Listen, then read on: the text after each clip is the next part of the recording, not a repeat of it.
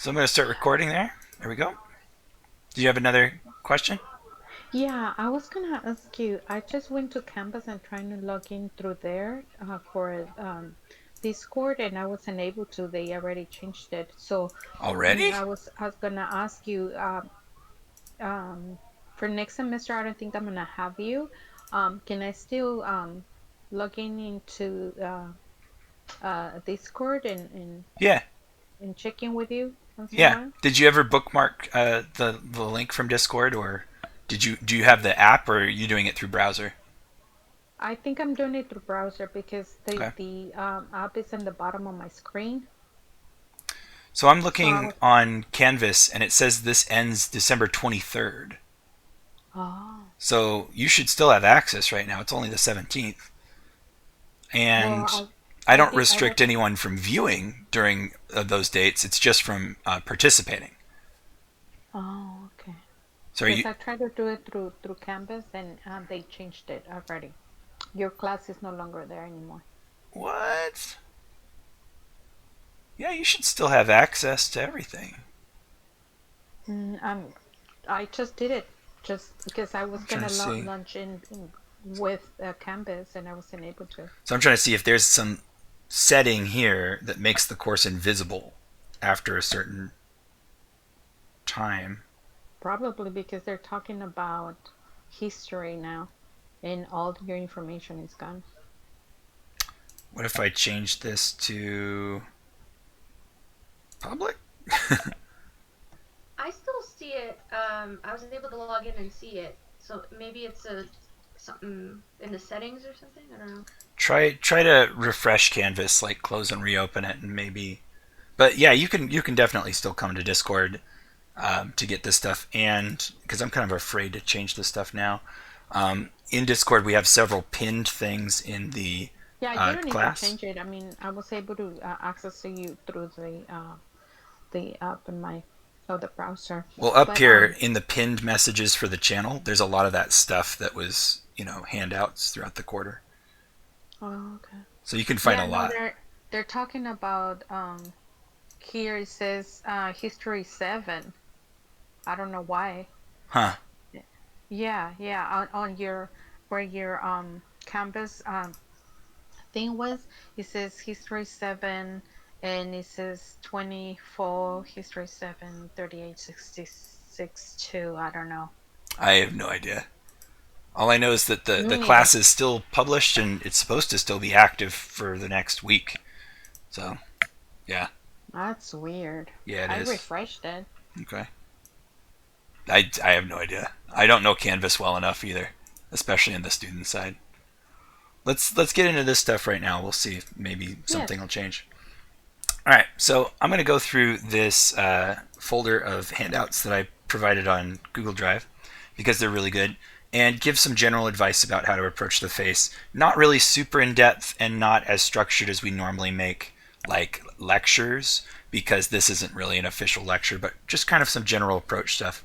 And I'll start here with this image, which shows the Loomis head because the reason I originally got you guys on the Loomis head is because it's a fantastic base for drawing the head, even if you're doing a cartoon head, if you're doing a realistic one. It's a really, really good way to start because you get immediately a three-dimensional cranium, a strong sense of direction, and you get some of the most useful dividing lines across the face, including the brow line, and generally a place where potentially the nose should go, or if you break it up exactly the way the Loomis method showed, you can get the eye position, the nose position, the mouth position, where the chin goes, and a nice idea of the jaw.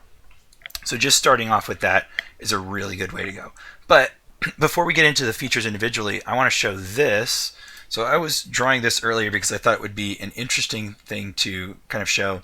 What happens if you just start with a basic kind of cartoon face and then you try to make it look in a different direction, but you don't take dimension into account? Like, what if you treat it like a card? And what if you don't treat the features as three-dimensional either?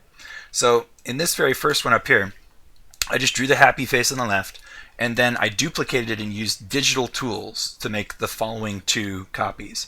I'm going to get rid of them and remake them to show you exactly what I was doing because it's not necessarily as simple as just like scaling something. So here's our second face, right? And if we wanted to start twisting this and we're going to ignore all dimension, I would just kind of do that. And that doesn't look great, right? It doesn't look very good at all. It's flat. It's a card, right? And human bodies aren't cards. They aren't completely flat and dimensionless. We can go a little bit better than this if I skew this. So that would be doing that to get like some vanishing direction in that side-on line. But even then, we've got to start like rotating it to get it back on, but it starts looking really weird very quickly. So it's like that's about as good as I could do with like a flat pancake face. And then of course when we squish it way down flat, it has none of its original dimension. It looks completely wrong. It's just a flat kind of pancake. Bam. Just like that.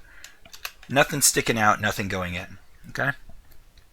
So let's look at the next one. This one is the same thing, only I drew it instead of using digital tools. And I'm drawing it, trying to ignore the fact that these things are three-dimensional.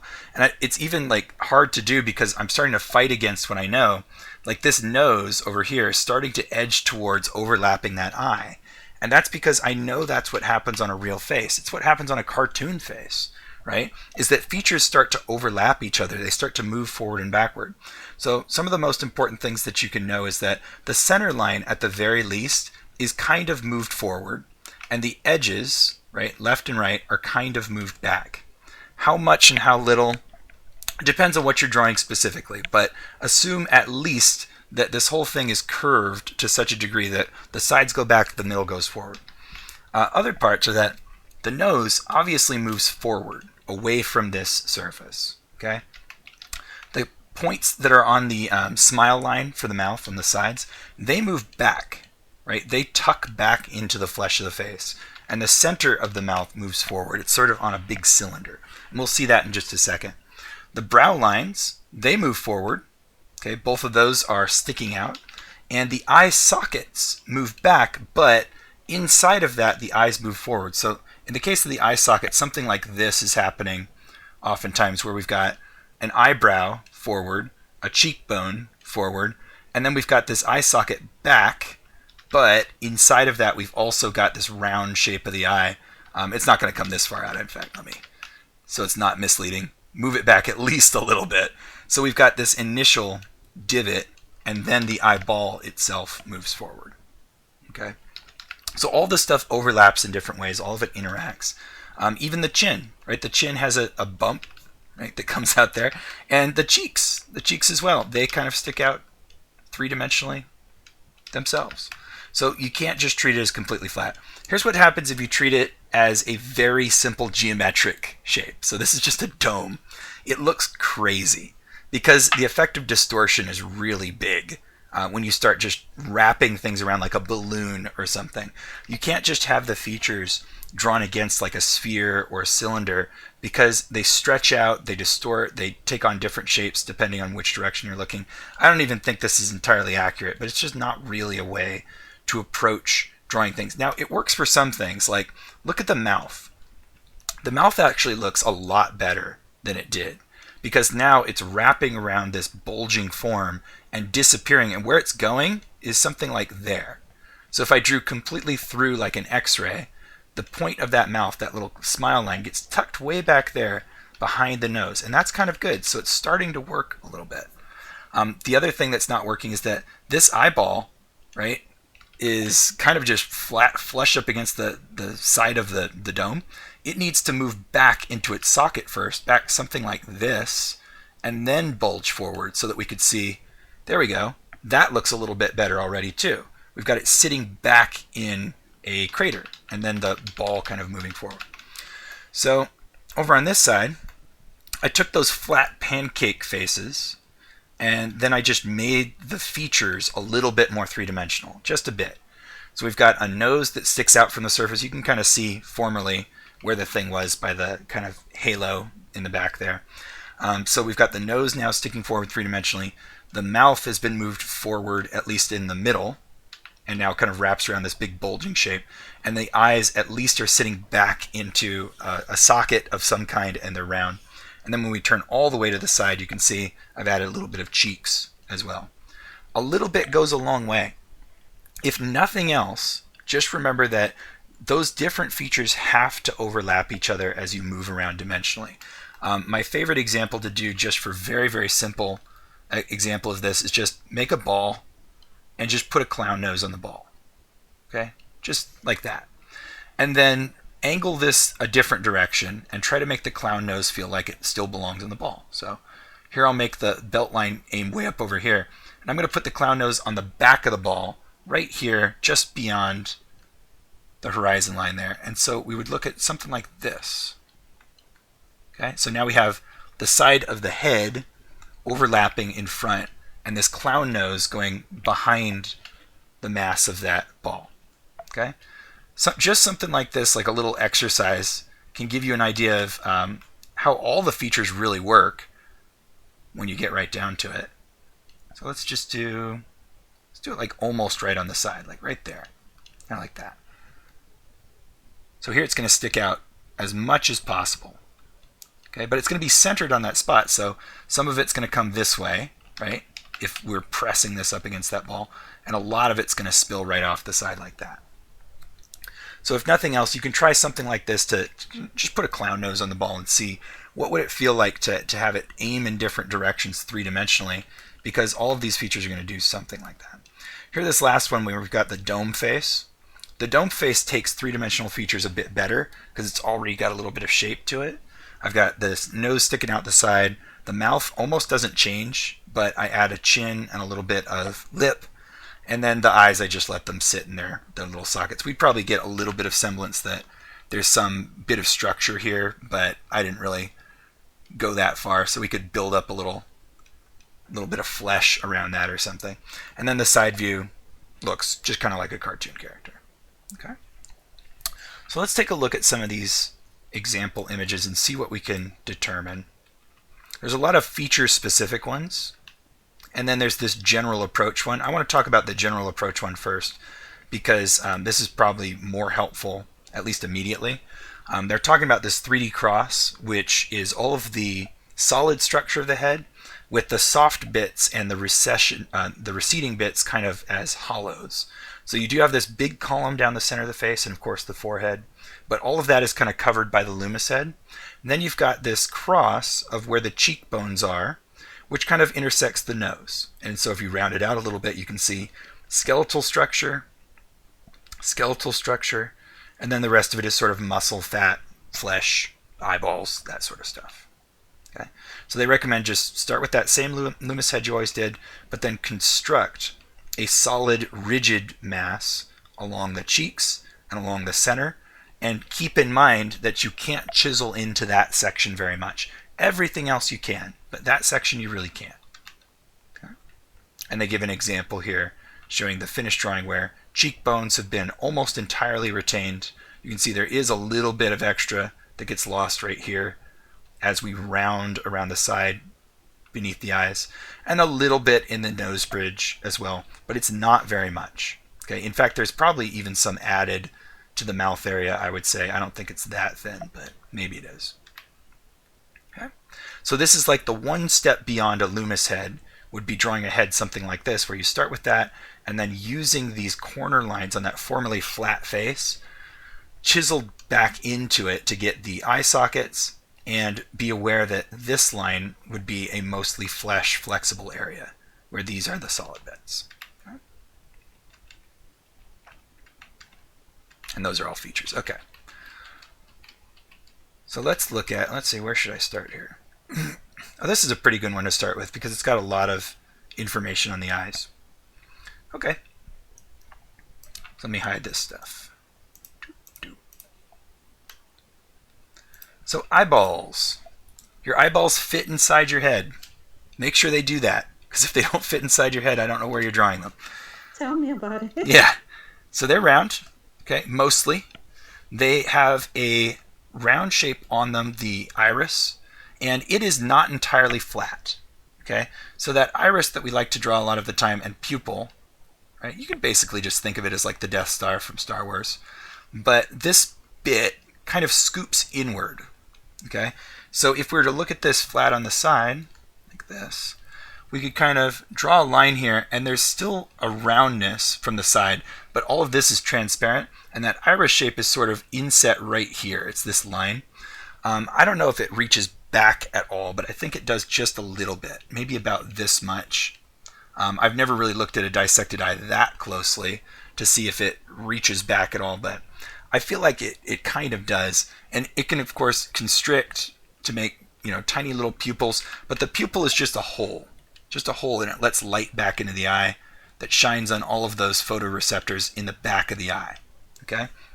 And if strictly speaking, we're looking at like eye anatomy, there is a sort of nerve cluster in the back. If you were to pull one out of your head, you'd have a nerve cluster like right there in the back with like the nerve coming off of it. Mostly it's round. The only part that's not entirely round is that the lens tends to go up just a little bit. So right where you're looking through, it tends to lift off the surface just a tiny bit like that. Okay. Now this means some interesting things for looking at the iris as you turn it. It means that if we're looking dead on, right, to the iris, we just get a target shape. We just get a hole, and we just get a platter. But if we move off to the side just a little bit, let's do a slightly rotated one. If this was completely flat, then this would be right in the middle still, but it's not. It should be set down a bit, kind of like this. Just a tiny bit to show that concavity. Okay. It also means that that transparent structure is going to be bulging out a little bit from this surface. So you're going to get something like that. And I'm not sure about the amount of distortion of light through this lens to whether or not you can actually see this air bubble or not if you're looking up really close. It's possible, but it's going to be kind of interesting, sort of like that. We're going to have less of the iris structure on the left and more on the right, even though it's turning this direction to the right. Okay, up here like in my sketch. The effect of this is very, very small, so don't exaggerate it like crazy. I'm probably drawing too much of it already right here. I would probably tone this down a little bit. But the closer you get to side, so if I did one more, the closer you get to side, the more likely that this pupil is no longer going to be visible. And all you're going to be able to see is the colorful part of the iris. And then, of course, we're going to have this bit sticking out even more, like that. Okay? So just keep that in mind. As far as the way that it sits inside of your skull, okay, if we draw sort of a line straight through the back of the eyeball like this, this is kind of where that opening, that big skeletal opening, kind of fits. We've got the bottom one goes a bit further down, the top one's a little bit sharper.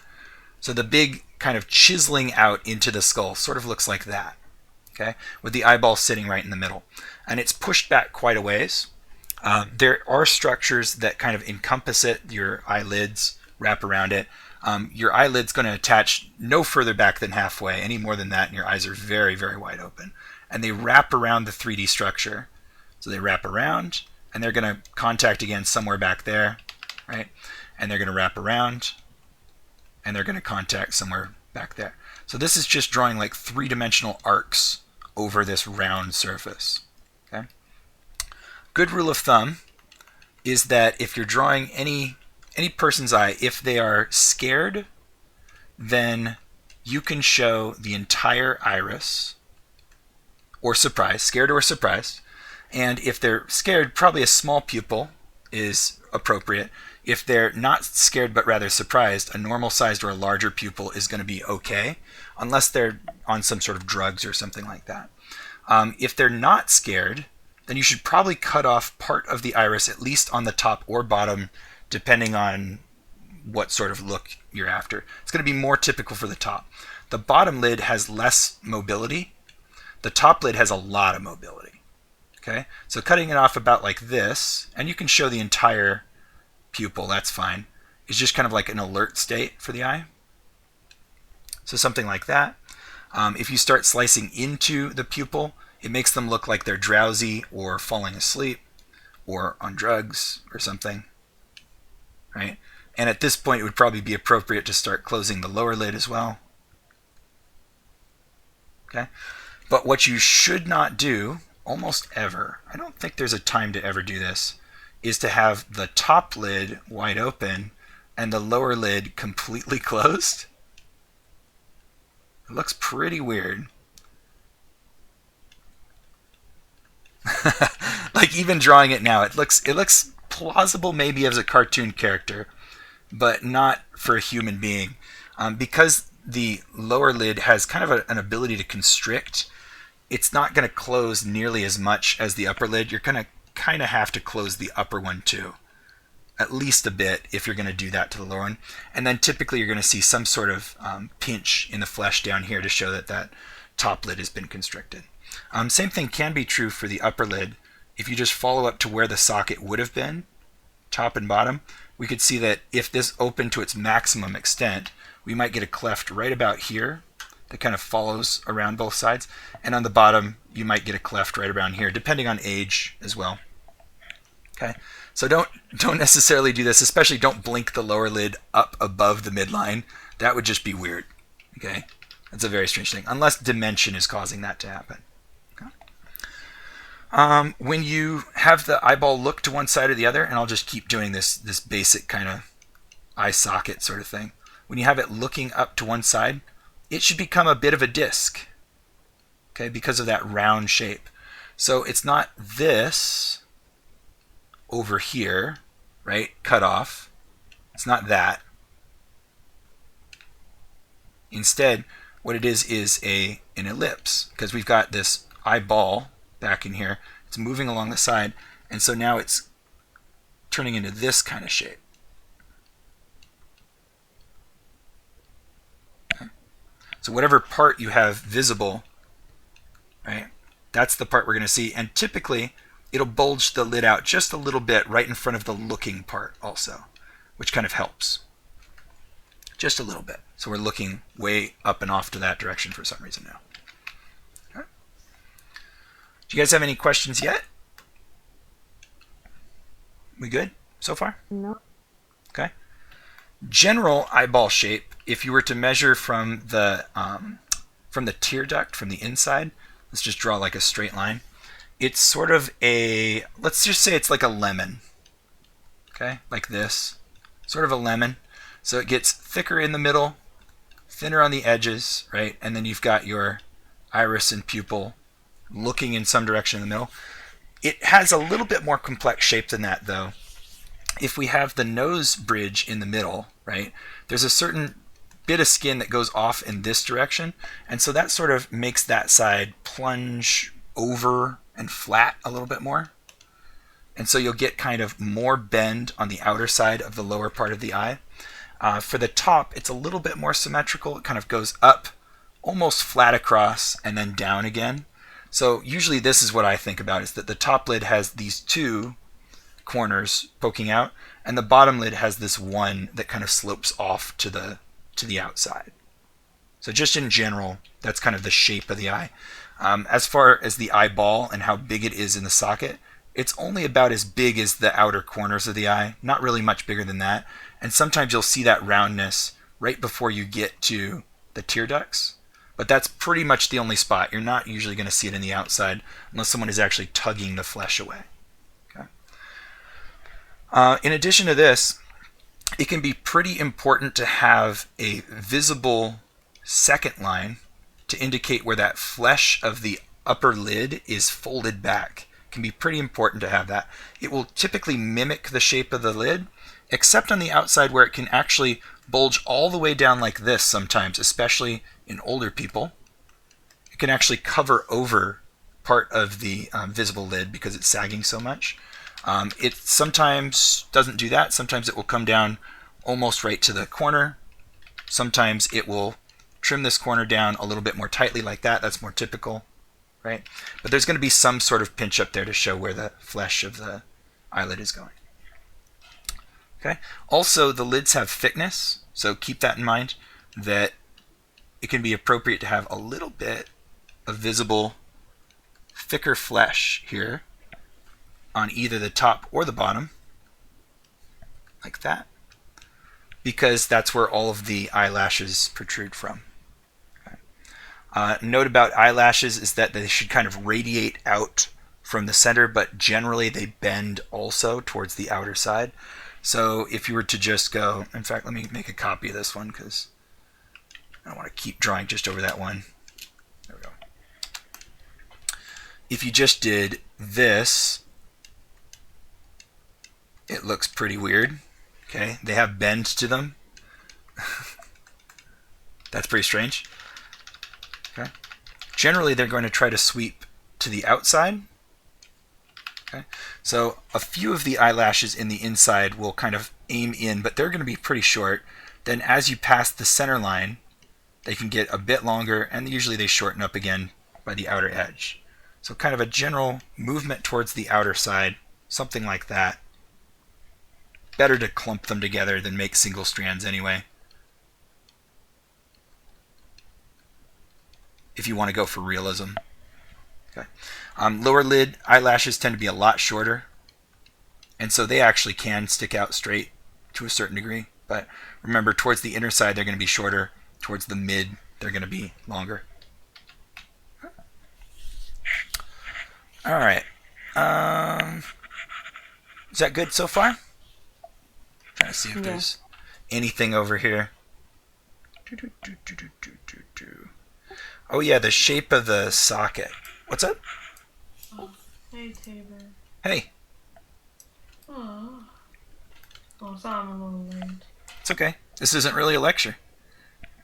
So if we're looking at the skeletal structure, the skeleton, that socket is sort of like this. Okay, so we're talking about nose is over here. Right? Nose is over here. That socket is kind of doing this underneath all that flesh. So you're going to get a hard point here where the eyebrows are. Doesn't necessarily slope down. You can go straight over. There's a fairly vertical edge on the outside and a fairly vertical edge on the inside.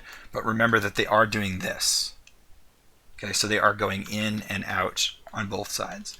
But that just means that those are the parts most likely to create a highlight.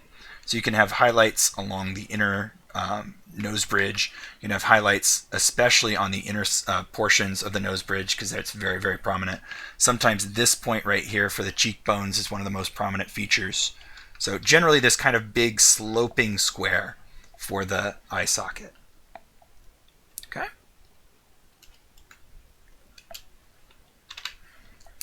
Any questions about the eye? See if there's any more stuff in here.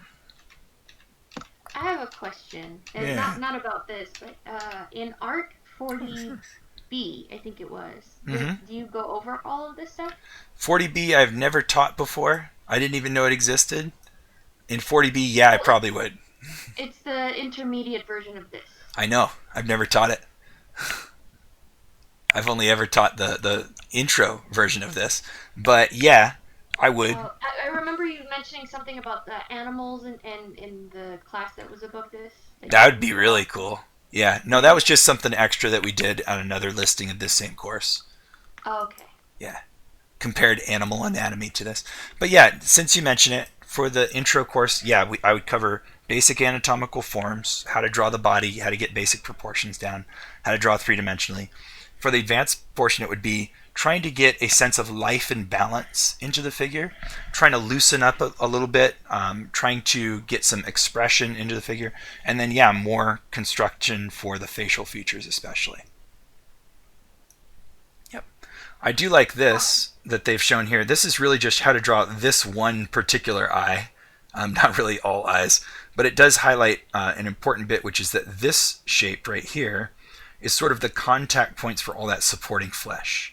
So whereas this big line through the middle is that bookend that I showed, and this top bit is the top of that book, and down here, it sort of disappears under flesh down here, but it's down here.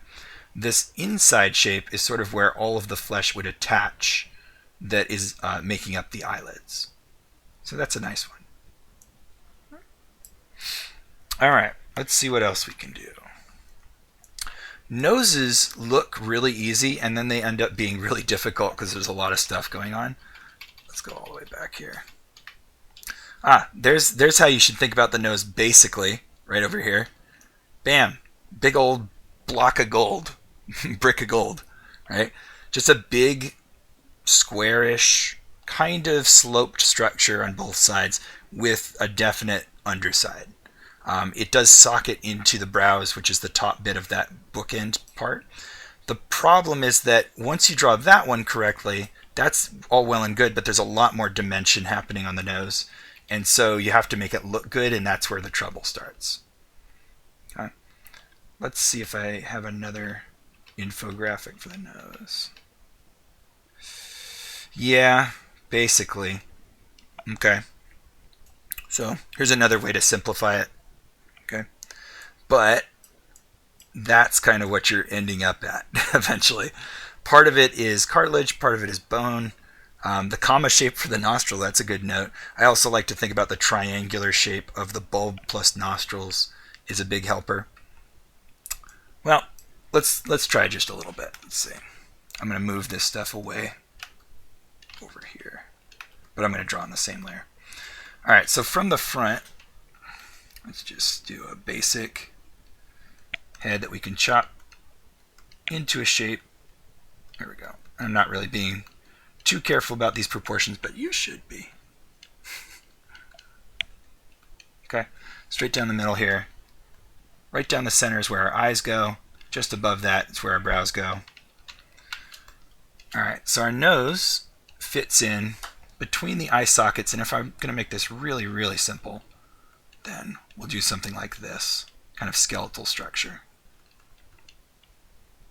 So your nose is going to fit in right in between here, and it's going to get bigger towards the brow attachment, shrink down, and then it's going to get smaller, and then it's going to get bigger all the way down to where the nostrils attach. So let's do about there. About there would be our mouth.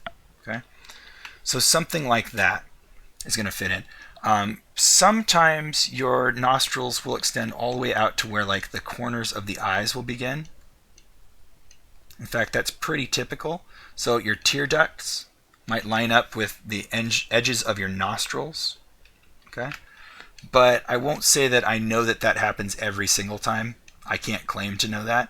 I'll just say that that's a nice, convenient rule of thumb that I use oftentimes.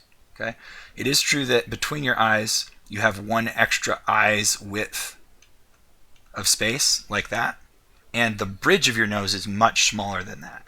Okay, so the bridge of your nose is going to be like right about here somewhere, maybe half that width, maybe less, maybe more, depending on the person. Okay, but your nostrils are going to come out from that point and probably line up with the tear ducts. Okay. This alone is enough to make it kind of look like a nose, but you're probably going to feel like something is missing here. Okay, generally it's that you're not often looking up at a person, which would cause this to be concave, concave, and a little bit sticking down like that. Most of the time you're going to be looking slightly at or down at a person. Most people angle their head at least a little bit down. At that point we're going to have a small bulb of some kind, and then the nostrils are going to be raised or pushed back like that. And now this probably makes it start to look a little bit more familiar if I have that kind of shape there, where we've got sides higher, middle lower.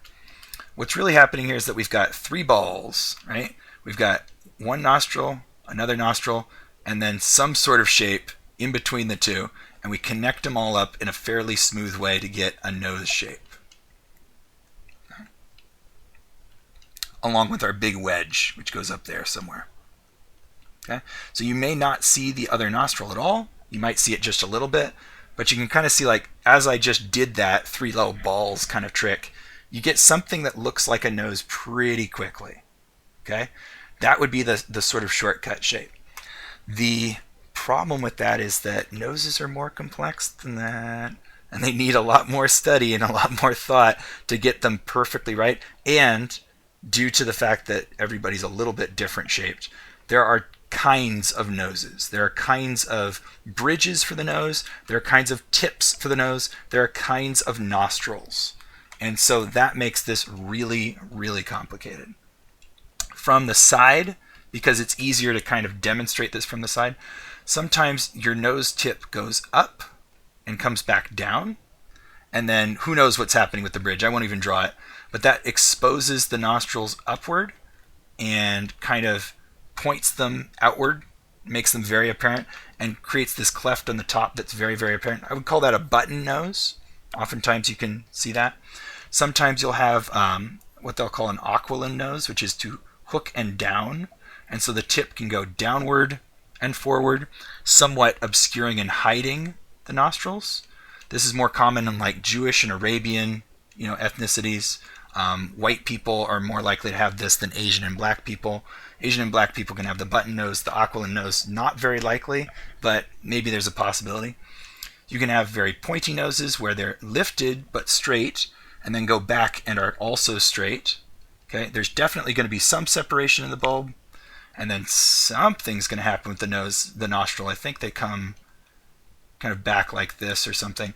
But all of these different noses, I mean, you kind of just got to get used to it, study them, look at the different kinds. I'm sure there's categories. I know I've seen different shapes for the tips of the nose especially, and for the bridge. The bridge is interesting because the skeletal structure sort of departs right about there, and depending on what the cartilage is doing, you can either get a break like this at the bridge, or you can get a break like this at the bridge, or you can get a straight bridge. Lots of different things can happen as the cartilage trades off with skeletal structure. But remember that on a skeleton, they do have a picture of it here. On a skeleton, that opening is huge, and everything beyond this nasal labial fold, which is what you call the nostril right here, everything, all of that is flexible cartilage, right? And right here, this lateral cartilage, that's cartilage too. You can still move that. This nasal bone, that's skeleton. So all the way up here, right where you'd put glasses, right? That's where it departs. And sometimes you can feel it. I have a very small bump on my nose where the skeleton trades off with cartilage. Some people have none. So it all just kind of depends on you. Okay. Remember that the nose bridge has a top and sides, because if you don't, it's going to look really weird. And the fact that this stuff is going back in space is going to kind of expose that. So you've got this skeletal structure back here that's doing something like this, and this nose is going to do something like come back to a point right around here, and then try to head upward and maybe outward also. So it gets a little complicated in this region. Like, what exactly happens? Well, generally speaking, the nose just kind of slopes off to the side here somewhere and joins up with the flesh. But just make sure that you know that there's a definite side plane and a definite top plane to the nose. Because as you do your observation, you'll kind of see how it blends in with the rest of that stuff. Another interesting part of the nose is this bit right here, which I separated. If you are looking to do caricature and get resemblance of people, paying attention to that spot on the face is important, because it's called the keystone, and it sort of sets the visible proportion of eyes to nose and can affect your resemblance a lot.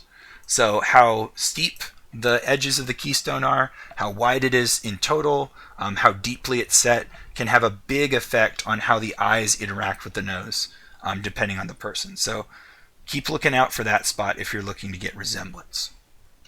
Okay. But that would be this underside, which I probably need to exaggerate even more as it goes and joins the brows. Okay. I wish I would know some of this before. I just finished my final yesterday, and I made a portrait of myself, and my eyes were too big and my nose was too small. Well, you can see like how quickly I can sketch out the proportions, because I know that it doesn't matter how carefully I do the lines or the shape, just that they're the right shape and size and position. And so you can almost just paint with your offhand or draw with your offhand. So long as you're being careful about that stuff, it looks generally right. Right? So it matters more than your tool control. It matters more than the specific shape of all the little lines. Size and shape are really much more about, are much more important than that other stuff. Okay. From the top and bottom, if you look directly up the nose, the part that the nose sits on is a little bit curved. This would be like the denture, so where your teeth are underneath that. If you were to look straight up, then you've kind of got this almost like heart, I guess, or diamond kind of shape like this, where the folds of the nose kind of go out at first and then back in. The center part, it's pretty wide, but it extends further out, and you kind of get this comma or this gummy bear kind of thing with a little bit more cartilage pushing out in the middle. So you can think about like a gummy bear or comma, as they're saying over here, something like that. Okay, but we rarely look straight up the nose, and so this probably looks like I'm drawing them too big, but it really is something like that. Okay, they're pretty wide openings when you look straight up. It's just that we're looking side on most of the time. These nasal folds go around the back sides of both of the nostril openings, and then it's going to be typical for the bulb to stick out a little bit further, kind of like this. Okay? So I don't know how you want to think about that, but I don't know. I think about like a heart, like an upside down heart sometimes, like that, or I don't know, triangle. Same thing would be true if you're looking straight down. Straight down, it's just that you're going to see the tops of everything. So you're going to see mostly the bulb on the top of the nose, and then you're going to see the nostrils on either side. You do get a little cleft going up either side depending on ethnicity and age, or maybe you don't. It might stop dead. Typically there may be a little bit of a plane change where the bulb leaves the rest of it and then becomes nasal bridge, and of course the sides are going to be sloping down, so make sure that you know that you got the two sides there. So something like that. Any questions? Yep. Nope. Oh, cool. All these images are in the Google Drive. Google Drive? Okay. In the resources section. Trying to see what I think about this one. Yeah, it's generally a good guide to start out with.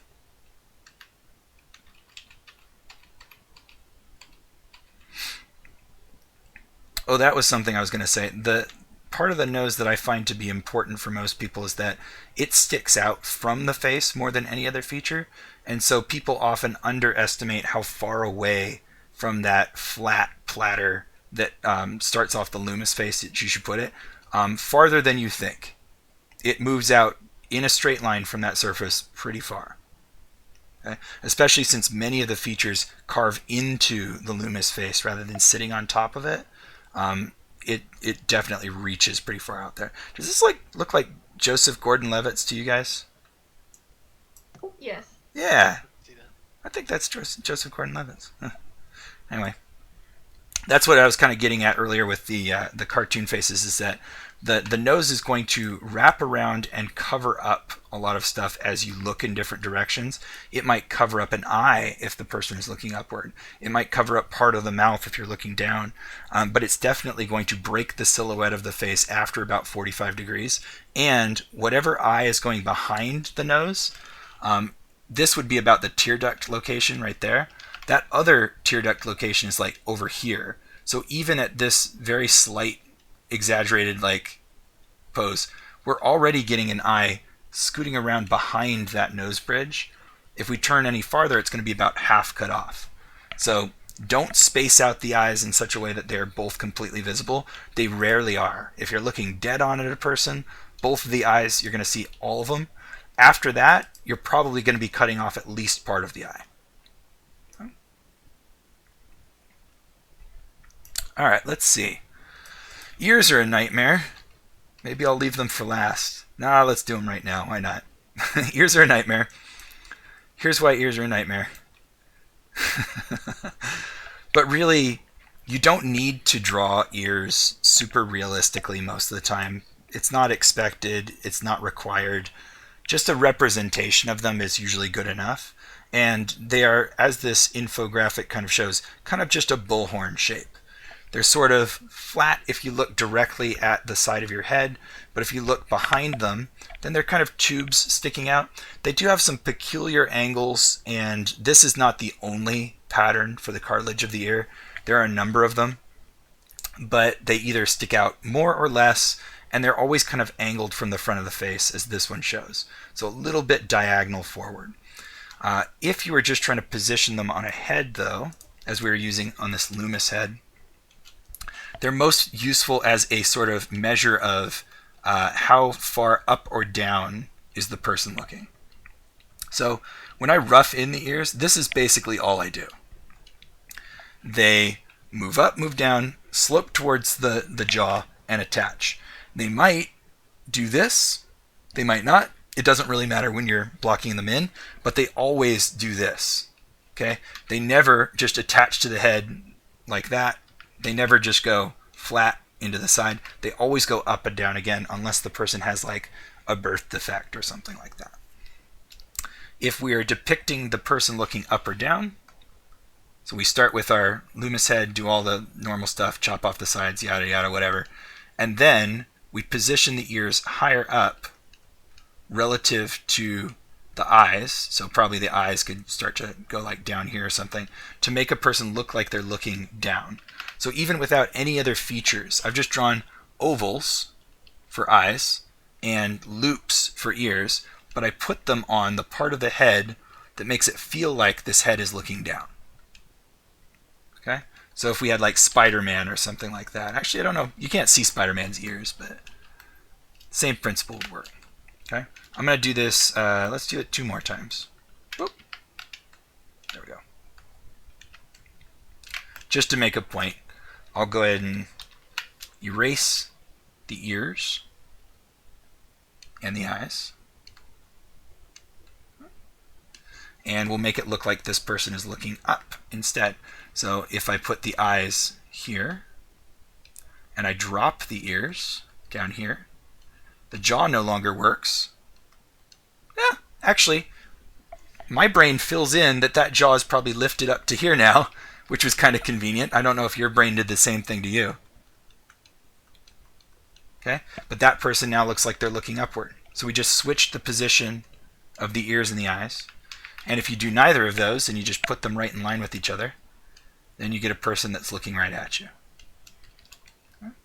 So now we'll do the eyes right here. And then we line them up so that the tops kind of hit where the tops go there, and the bottom of the nose would coincide there. So now that person is looking at us. Cool, huh? I didn't even redraw the silhouette. Didn't need to.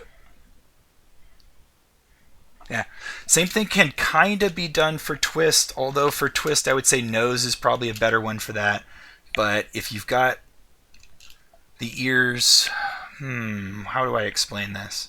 I mean, one of those ears is going around behind, and the other one is moving forward. So if they started on the very side of the head, and now I position the ear like here, I'm indicating that there has been some twist. The other one may not be visible at all, or it might just be barely visible right about here or something.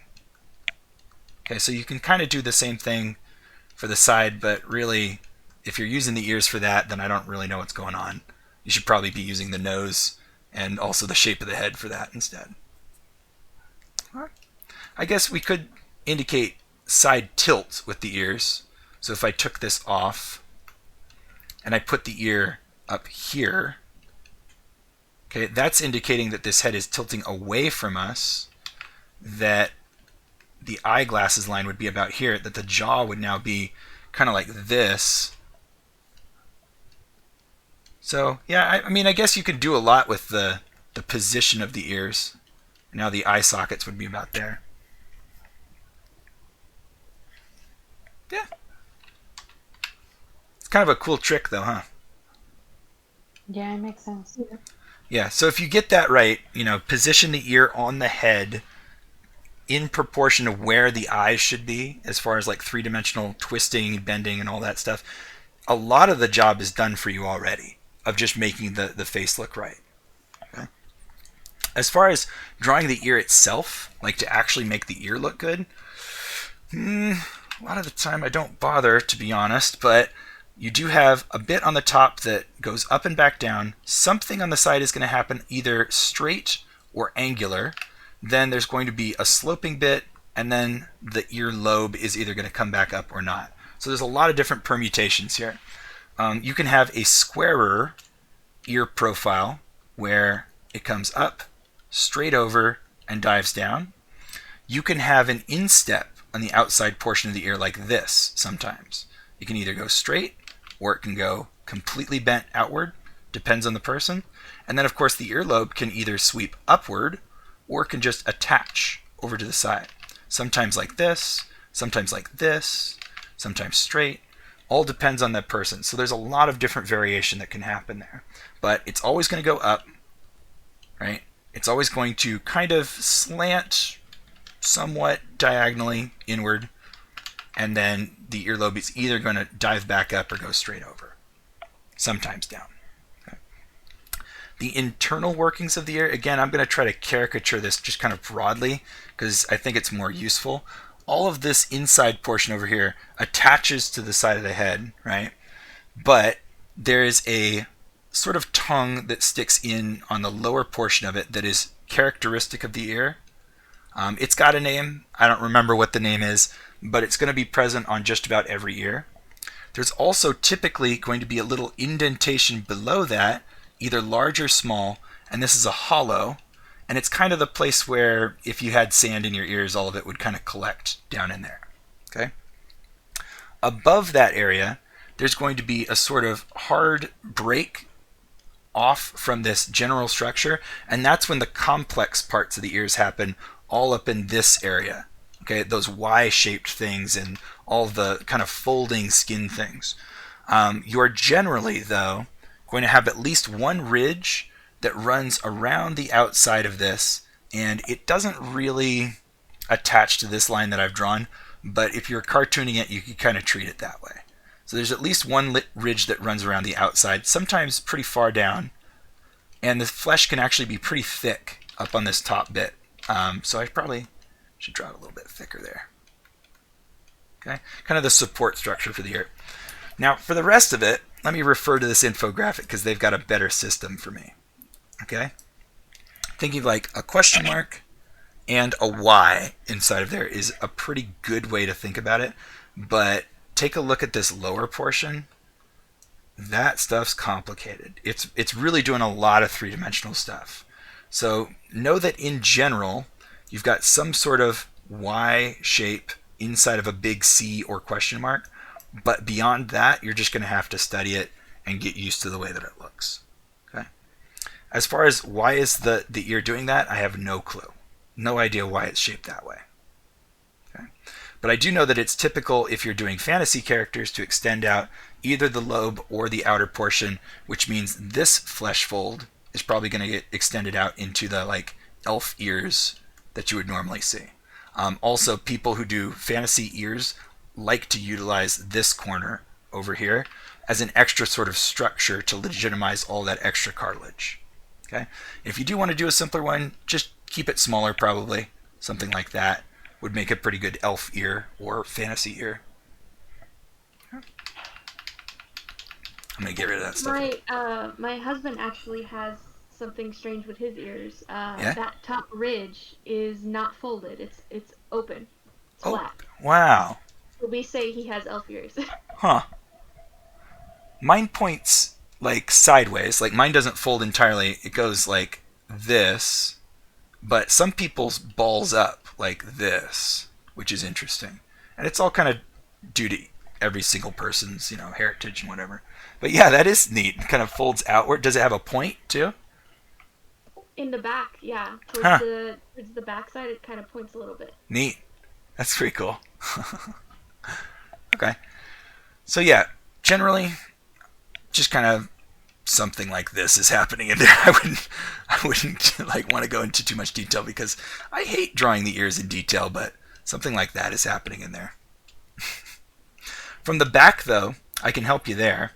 If you're looking at the back of the skull, okay, so it's like attaching, you've got two distinct structures. One is the sort of supporting bit of the ear that is creating these indentations, and the other one is the ridge, and the ridge has a kind of tendency to stair step a little bit. Okay, kind of like an S, like that sort of. Okay, but You do just kind of have to study ears and look at them. I mean, it's only kind of doing that. It is going to come back and attach somewhere. It is three-dimensional, so really it's more like this, but that S shape can kind of get you through sometimes, especially if you're looking directly at the back of someone's ear. They do have a depiction of it here, like that. Generally, that's what's happening. I just like to simplify it a bit because it makes it more recognizable when I'm sketching. So just that inner structure and then this kind of bent ladder or S curve. Oh, and they talk about the position of the ears here too. Good. Any questions about that? Hopefully not. I don't know how much I can help you. Okay. What else do we have? Oh, the mouth. Oh boy, there's a lot going on in the mouth. So this graphic shows, I think, the most important thing, which is that the denture is a cylinder.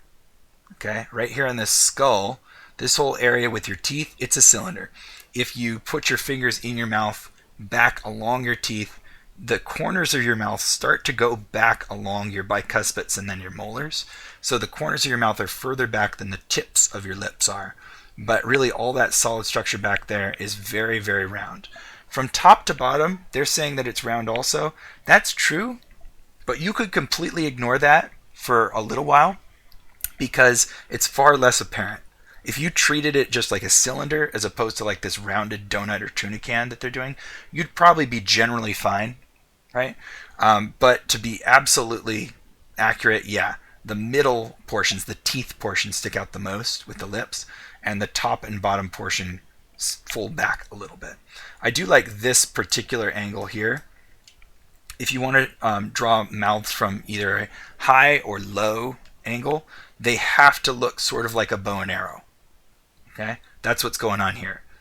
Does it look like the expression on that mouth is smiling, frowning, or doing nothing to you guys? Smile. Looks like it's smiling? Yeah, just a tiny bit. That's weird though, right? Because it's like an upside down bow. Yeah. But it does. It looks like it's smiling. I feel like the appearance of smiling is more to do with the corners of the mouth than the overall mouth direction. Yes. If the corners of the mouth tuck in, we feel like muscles are being tense, therefore a smile, right? And the only exception to that, I think, is a strong frown. So just really quick to sketch the mouth. If you're looking straight on, right at a person, the mouth doesn't really even do this when you're looking straight on. It has a slight downward bend when relaxed, kind of like this, okay, in general. And that looks weird because there aren't the right bulges in the right place. So if I round it out a little bit, it starts to look like your basic kind of cartoon mouth.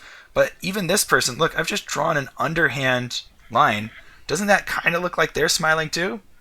The first one you did kind of looks like the generic kitty cat smile.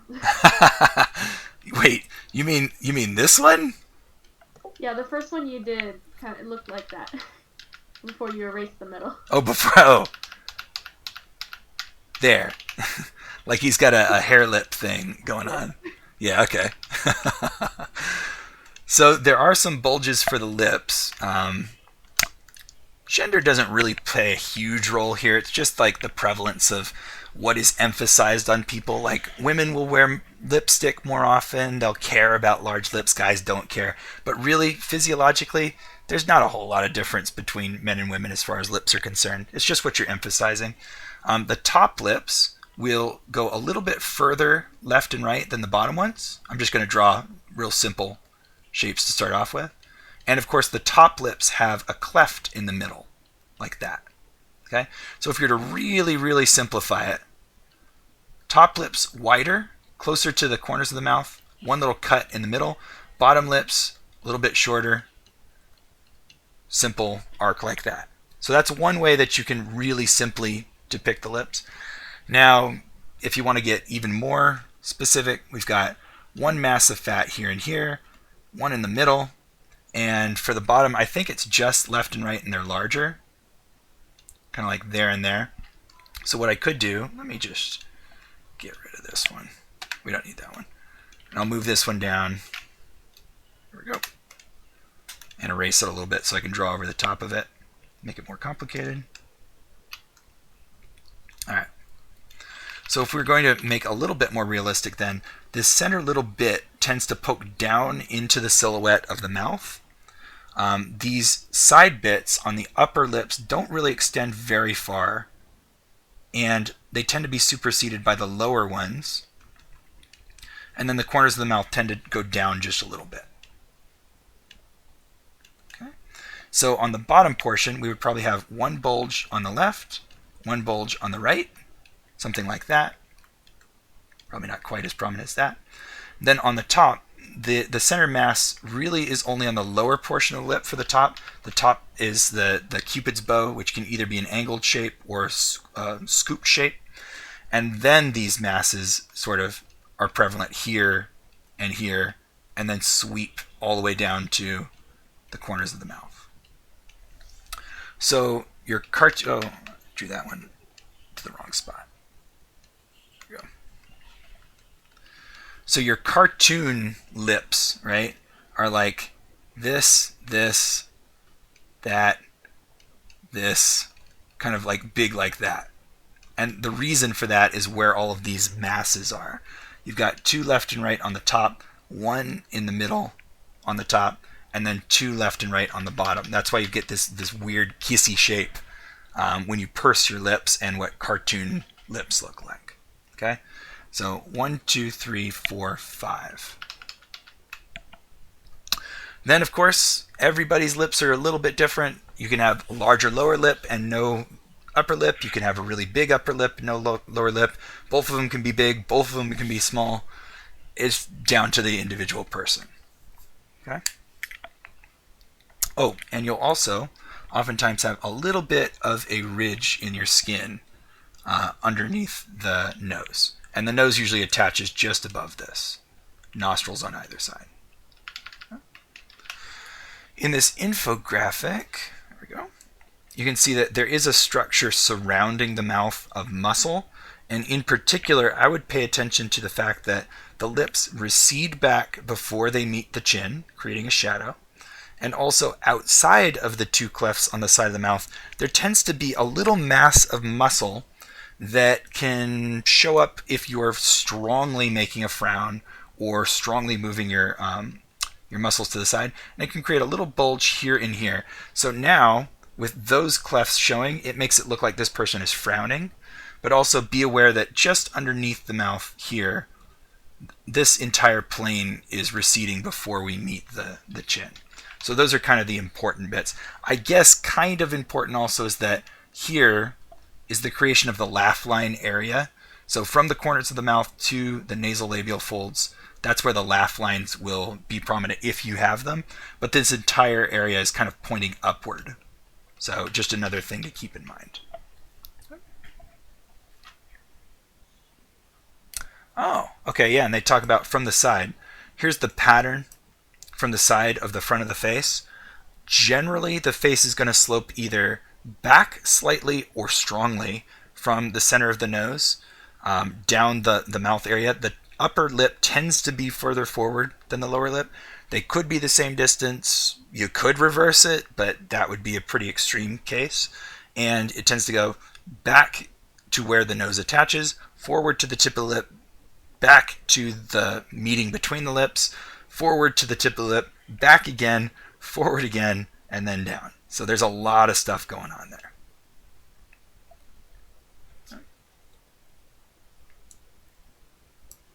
Yeah, and when you want to draw them three-dimensionally, study them.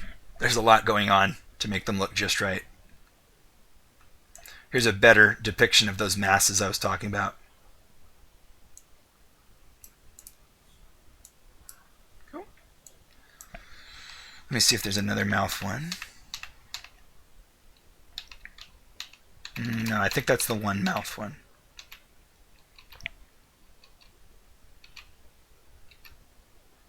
Unless I missed it. No, I think that's it. Okay. Any questions about any of that stuff? Nope. Nope. You guys are completely good? Until I have to make another one. Hmm? Until I have to draw another one. You have to draw another self-portrait? I said not until I Oh, need to draw another one. okay, yeah. There you go. There's all the stuff that I did. I'll just collect it together. Make a graphic and put it in Discord. Alright, you guys. Well, if that's it, thank you very much. It was a pleasure to teach you. Hope to see you in another class in the future. And for whatever other finals you guys have, I hope those go well. Thank you. Mm-hmm. Thank you very much for your time. No problem. Have yourself a Merry Christmas and be safe. Yes, you too. You guys have a good holiday season. Thank you. Alright, bye-bye, you guys. Bye. Merry Christmas. Bye-bye. Night.